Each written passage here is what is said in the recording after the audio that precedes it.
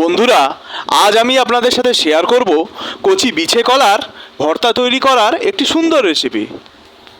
একটি পাত্রে পরিমাণ মতো বিছে কলা নিয়ে তাকে পরিষ্কার করে ধুয়ে রাখা হয়েছে। এবার এই কলাগুলিকে একটি পাত্রে সেদ্ধ করে নিতে হবে। যেমনটা দেখতেই পাচ্ছেন, কলাগুলিকে সেদ্ধ করে নেওয়া হয়েছে।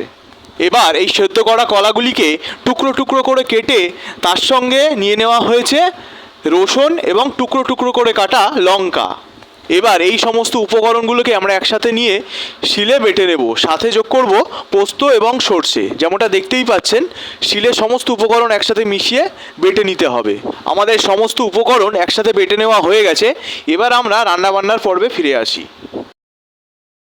প্রথমে কড়াইতে মিডিয়াম ফ্লেমে তেল গরম করে সর্ষের ফোড়ন দিতে হবে। তারপর একে একে শিলে বেটে রাখা উপকরণ কড়াইতে দিয়ে ভালোভাবে নাড়াচাড়া করে নিতে হবে।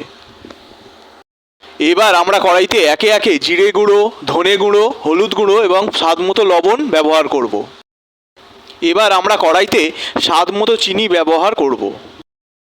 লবণ কিছুটা কম হওয়ায় আবারও বেশ কিছু পরিমাণ লবণ ব্যবহার করা হলো। আবারও বেশ কিছুক্ষণ কড়াইতে রান্নাটিকে ভালোভাবে নাড়াচাড়া করে নিতে হবে।